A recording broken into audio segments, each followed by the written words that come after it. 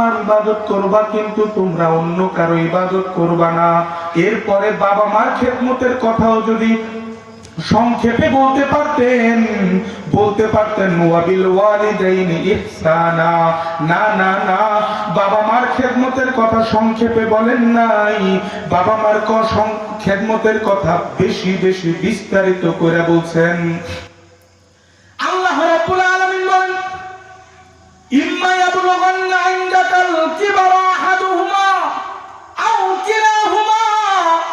ও দুনিয়ার সন্তান, দুনিয়ার জমিনে যদি তুমি তোমার বাবা মাকে বৃদ্ধ অবস্থায় দুইজনকে পাও অথবা একজনকে পাও, যদি দুইজনকে পাও আলহামদুলিল্লাহ, তোমার কপাল ভালো।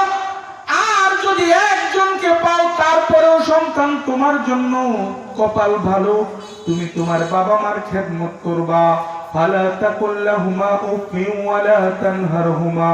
সাবধান সন্তান, তুমি তোমার বাবা মাকে জীবনে কোনোদিন তুমি তার ব্যবহারের কারণে উফ বইলা শব্দটা করবা না।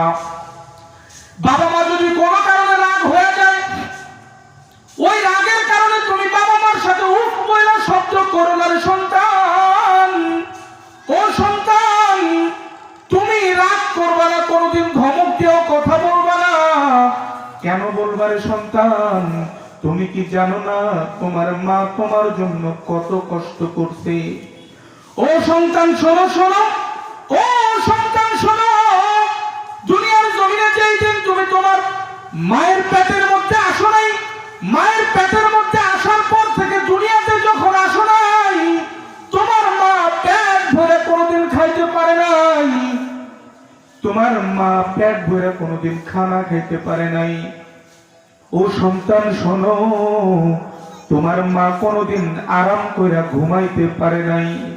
ও সন্তান, কিছুক্ষণ দাঁড়ায় রইছে, আবার কিছুক্ষণ শুয়ে রইছে।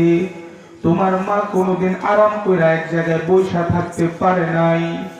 শুধু তাই নয় রে সন্তান, যেই দিন এই দুনিয়ার জমিনে তুমি আসবা, তোমার মা ওই দিন এত কষ্ট করছে, এত কষ্ট করছেন, যেই কষ্ট মাঝে মাঝে তোমার মায়ের মনে হয়েছে হয়তো আমি এই দুনিয়া থেকে বিদায় হয়ে যাব।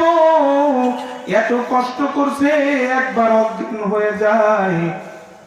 এলাকার মহিলারা আবার তারে ডাইকা ডাইকা জ্ঞান ফিরায়, আবার অজ্ঞান হয়ে যায়, আবার ডাইকা ডাইকা জ্ঞান ফিরায়।